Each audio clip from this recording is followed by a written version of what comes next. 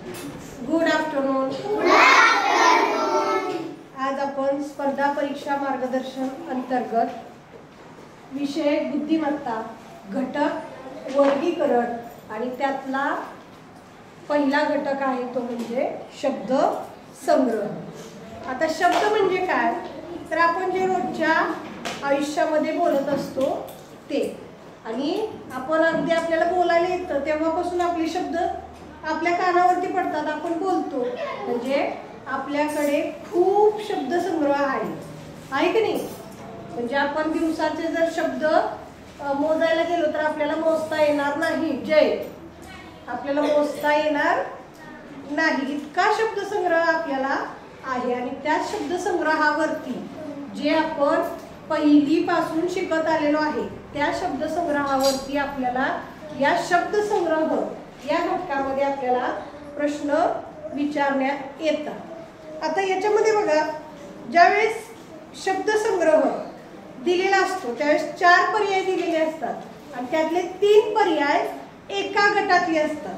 3 पर्याय एका गटातले किंवा एका प्रकारचे असतात आणि एक वेगळा शब्द दिलेला असतो आणि तो आपल्याला गटात न बसणारा शब्द ओळखायचा असतो.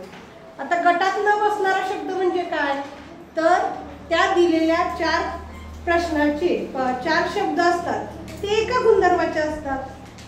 3 फळं असतील, 1 फूल असेल, बरोबर की नाही. आंबा, चिक्कू, मोर, फणस. गटात न बसणार कुठला येणार? मोर येणार का? मोर हा पक्षी आहे आणि आंबा, चिक्कू आणि फणस हे काय आहे? फळ आहे, बरोबर की नाही. किंवा 3 मुलांची नाव असतील, 1 मुलीचं नाव असेल, मग गटात न बसणारा काय? एका मुलीचं नाव. म्हणजे जे त्या 3 नावापेक्षा वेगळं आहे असं काय आहे तर ते गटात न बसणारं आहे. मग त्याच्यावरती काय काय विचारलं जाऊ शकतं त्याच्यात? कोण बोलते? त्याच्यात रंग असतील, आकार असतील, त्याच्यानंतर गुणधर्म असतील, चवी असतील, आहे की नाही. महिने असतील, महिन्यांचे दिवस असतील, म्हणजे 30 महिन्याचे दिवस, 31 महिन्यांचे दिवस. गटात न बसणारे तालुके असतील, ऋतू असतील, जिल्ह्यांची नावं असतील, राज्यांची नावं असतील, आपल्या शरीराचे अवयव असतील, ज्ञानेंद्रिय, दिशा आहेत, ऋतू आहेत. म्हणजे हा घटक इतका विस्तृत आहे. गटात न बसणारा शब्द हा घटक इतका विस्तृत आहे. समानार्थी शब्द असतील, विरुद्धार्थी शब्द असतील, एका शब्दाचे अनेक शब्द असतील. म्हणजे हा घटक इतका विस्तृत आहे की ह्याच्यावरती कोणताही प्रश्न येऊ शकतो. म्हणजे कोणत्याही प्रकारचा प्रश्न येऊ शकतो. त्यासाठी तुमची काय पाहिजे? शब्द संपत्ती जास्त पाहिजे. त्यासाठी काय पाहिजे? शब्द संपत्ती.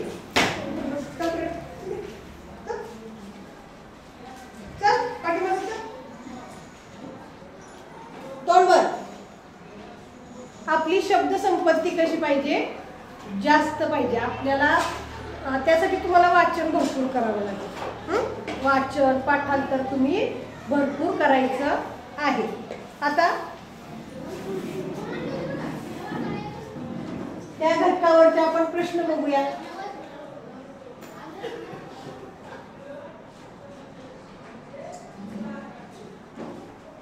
वर्गीकरण म्हणजे काय तर गटात न बसणारा शब्द.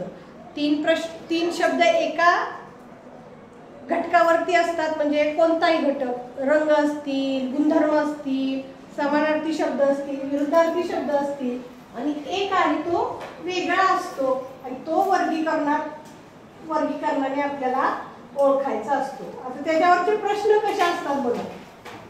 प्रश्न कसे असतात तर पहिला प्रश्न बघा, खालील प्रश्नात विशिष्ट शब्दांचा गट दिला आहे.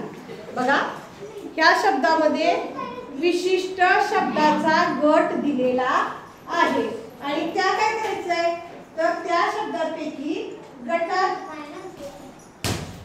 न बसणारा शब्द आपल्याला ओळखायचा आहे. आता इथं बघा ती 4 पर्याय दिलेत आपल्याला. महाराष्ट्र, गुजरात, भारत आणि केरळ. भारत का म्हणून भारत सांगा? बरोबर, भारत हा देश आहे आणि महाराष्ट्र, गुजरात आणि केरळ हे काय आहेत? राज्य आहे. भारत देशातील राज्य आहे.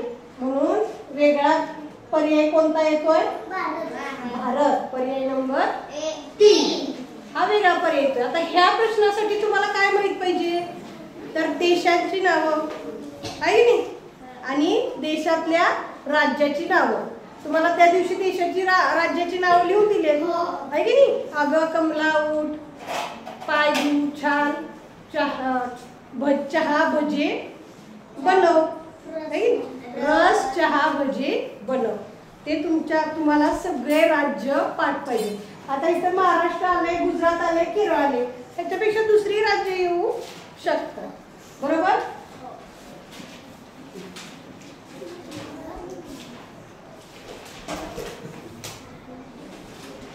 बघा आपण पहिला प्रश्न दुसरा प्रश्न बघूया. बघा दिसतोय का? हा बघा, भुईमूग, मटकी, हरभरा, उडीद. का म्हणून भुईमूग? हा, आणि हरभरा, मटकी, उडीद काय आहे? डाळी, कडधान्य आहे. हरभरा, मटकी आणि उडीद हे काय आहे? कडधान्य आहेत. तर भुईमूग आहे ते काय आहे? त्याच्यापासून तेल तयार होतं. भुईमूग म्हणजे काय? शेंगा. शेंगा माहितीत ना? शेंगदाण्याचे. त्या भुईमूग त्या शेंगापासून आपण तेल काढतो. शेंगदाण्यापासून त्याला तेलबिया म्हणतात. ज्या धान्यापासून, ज्या बियांपासून तेल तयार केलं जातं त्याला म्हणायचं तेलबिया.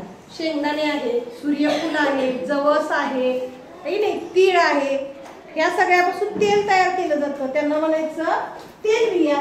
तर मटकी, उडीद, हरभरा, वाटाणा, त्याच्यानंतर मटकी, चवळी ही काय आहेत? कडधान्य आहे. म्हणून गटातला बसणारा कोणता शब्द आहे? भुईमूग. कोणता आहे? भुईमूग.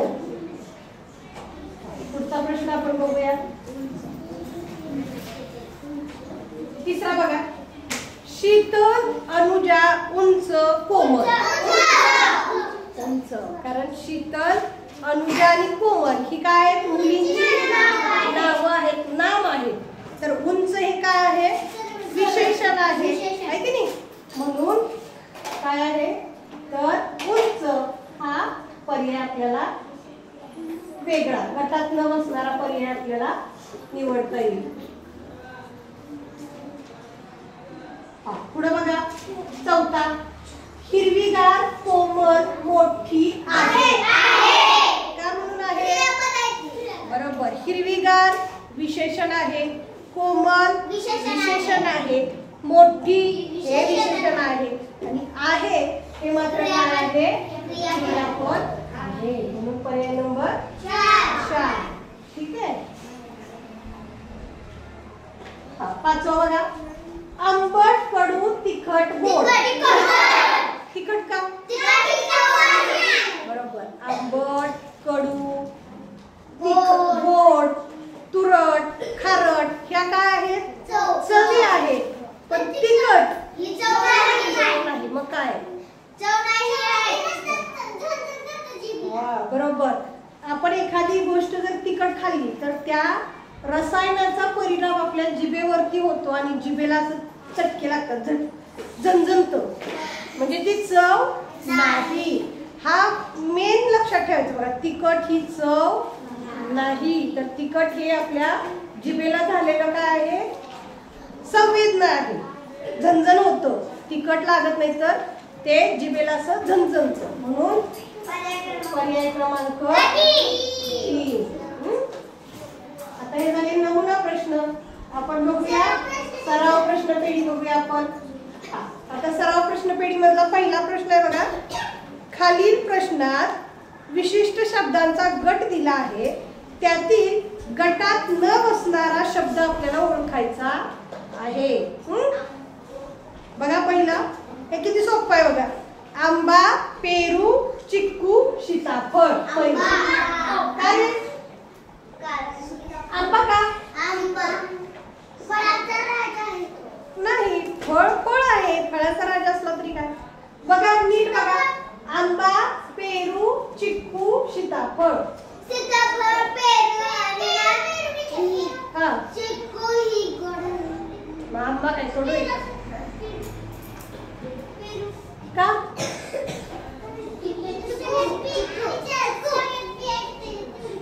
कशात? पेरूत? पेरूत बी नसतं का? आता बघा जवळ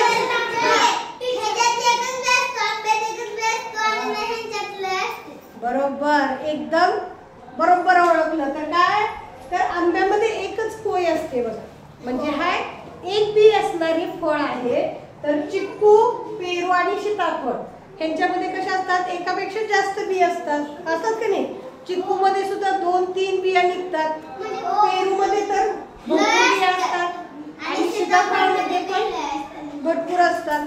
म्हणजे हे एक बी असणारं फळ आहे आणि हे काय आहेत, अनेक बिया असणारे फळ आहे. बघा किती विचार करावा लागतोय. ठीक आहे, पुढचा बघूया आपण. हा बघा, महात्मा गांधी, लोकमान्य टिळक, विदा सावरकर, संत रामदास. का म्हणून? कारण की ते संत आहे. बरोबर. आणि बाकीचे कोण आहेत?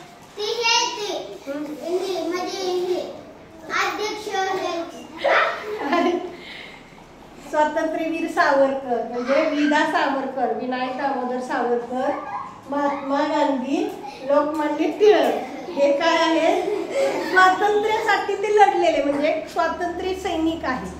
म्हणजे आपला भारत देश ज्यावेळेस स्वतंत्र नव्हता त्यावेळेस त्यांनी लढा देऊन आपला भारत देश स्वतंत्र केला. त्यांना स्वातंत्र्य सैनिक किंवा देशभक्त म्हणतो. तर संत रामदास हे कोण आहे? संत आहे. कोण आहे? संत आहे.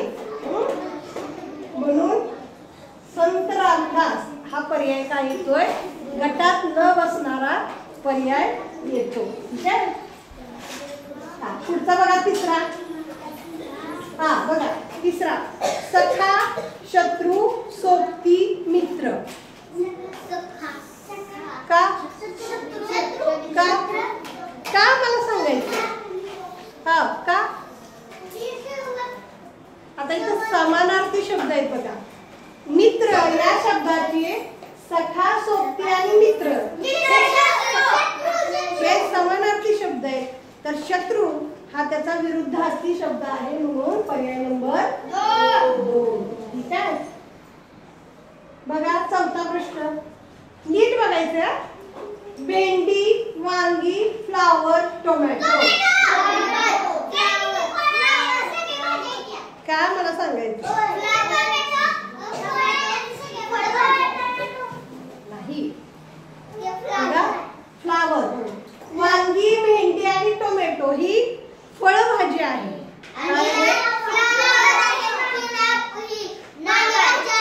फुलभाजी किंवा पालेभाजी म्हणू शकतो त्याला. म्हणून गटात न बसणारा कोणता आहे? फ्लावर. पाचवा बघा, फ्लावर. पाचवा बघा, मोटार, बैलगाडी, टांगा, जहाज.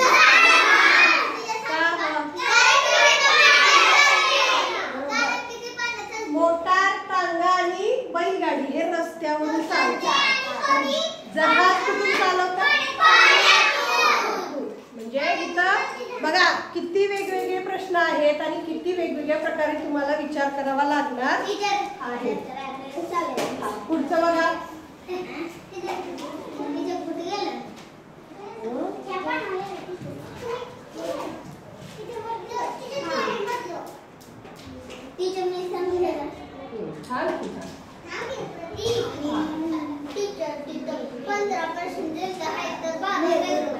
हा 6वा बघा. एप्रिल, मे, जून, सप्टेंबर.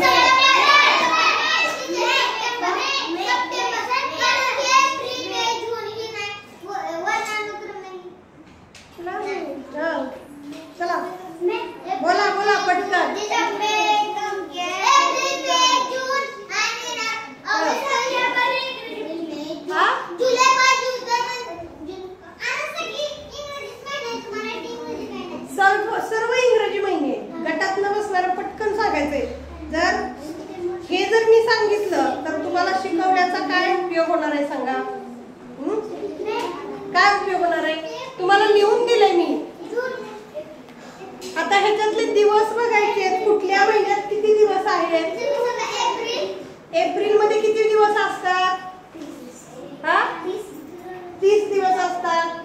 म्हणजे तुम्ही किती पाठांतर करताय बघा. 30 दिवस असतात. जून मध्ये किती दिवस असतात? 30 दिवस असतात. असल म्हणजे चुकवतो. हा मे मध्ये किती दिवस असतात? 30 दिवस असतात. आणि सप्टेंबर मध्ये किती असतात? 30 दिवस असतात. म्हणजे तुम्हाला सगळ्या महिन्यांचे सगळे कुठल्या महिन्यात किती दिवस आहेत, मराठी महिन्याचे दिवस, इंग्रजी महिन्याचे दिवस हे तुम्हाला माहित पाहिजे. लिहून दिलेत का नाही? कोण पाठ करायचं? म्हणून गटातलं वाचणारा एप्रिल, जून आणि सप्टेंबर यांचे किती दिवस आहेत? 30 दिवस आहेत. तर मेचे किती दिवस आहेत? 31. म्हणून गटातलं वाचणारा कोणता आहे? बघा आता 7वा वसंत, हेमंत, वर्षा, यशवंत.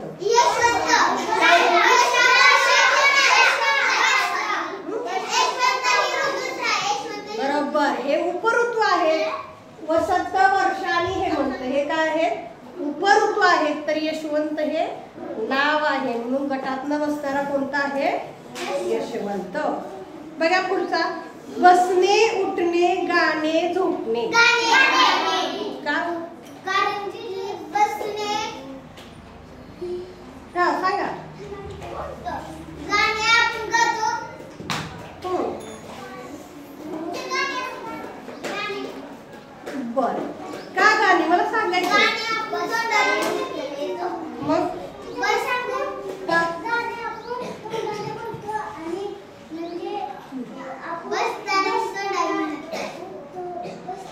बघा बसणे ही क्रिया आपण स्वतः करतो म्हणजे क्रिया होते. उठणे क्रिया होते, गाणे क्रिया होते, पण झोपणे, झोपलं की काय होतं? कुठली क्रिया होते का? नाही. म्हणून गटातला बसणारा शब्द कोणता आहे? झोपणे. पर्याय नंबर 4. हा बघा पुढचा 9वा शाळा, फळा, खडू, विद्यार्थी. बरोबर आहे. शाळा, फळा आणि खडू हे शाळेशी संबंधित शब्द आहेत. तर विद्यार्थी पण शाळेशी संबंधित आहे. हा विद्यार्थी सजीव आहे. बाकी सगळे काय आहेत? ठीक आहे. 10वा बघा उन्हाळा, झोपाळा, पावसाळा. उन्हाळा, पावसाळा, हिवाळा हे काय आहे? ऋतू आहे.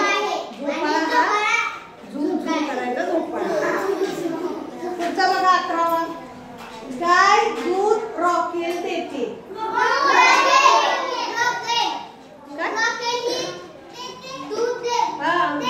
बरोबर आहे. काय देते का? गाय, रॉकेल आणि दूध हे नाम आहेत आणि देते ही काय आहे? 12वा बघा हर्ष, वर्ष, तोष, मोद.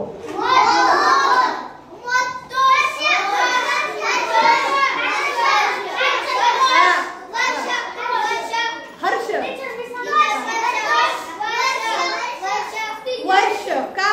कारण की वर्ष तुमचं काही पाठ नाही. तुम्ही नुसतं मला गंडवतोय. अरे हर्ष, तोष आणि मोद हे आनंद या शब्दाचे समानार्थी शब्द आहेत. आनंद या शब्दाचे समानार्थी शब्द आहेत. तर वर्ष म्हणजे जे आपण महिने वर्ष म्हणतो की नाही वर्षाचं, हा 2025-26 ते वर्ष आहे. म्हणजे तुमचे जर इथं समानार्थी शब्द पाठ असते तर तुम्हाला हे आलं असतं की नाही? म्हणजे पाठांतर किती महत्वाचं आहे बघा. हा हर्ष, तोष आणि मोद हे आनंद या शब्दाचे समानार्थी शब्द आहेत. तर वर्ष हे 2025-26 असं जे आपलं वर्ष असतं ते वर्ष आहे. कळालं? म्हणजे तुमच्या ह्यावरून लक्षात आलं असेल की आपली शब्द संपत्ती किती असली पाहिजे. समानार्थी शब्द पाठ असले पाहिजेत, विरुद्धार्थी असले पाहिजेत. त्यानंतर कडधान्य कोणती आहेत, फुलं कोणती आहेत, फळं कोणती आहेत, जंगली प्राणी, पाळीव प्राणी, ज्ञानेंद्रिये, चव, फळभाज्या, फुलभाज्या, पालेभाज्या, हे सगळं तुम्हाला माहीत असलं पाहिजे, किंबहुना पाठ असलं पाहिजे. कळलं? कळलं का? या घटकामध्ये काय अडचण आहे का? समजणार? पाठांतर करणार? करा पाठांतर, त्याशिवाय हा घटक तुम्हाला सुटणार नाही. तर अशा पद्धतीने आपला शब्दसंग्रह, वर्गीकरण हा घटक झालेला आहे. काय अडचण असेल? नाही. तर हा व्हिडिओ नंतर पाहायचा. थँक्यू. थँक्यू.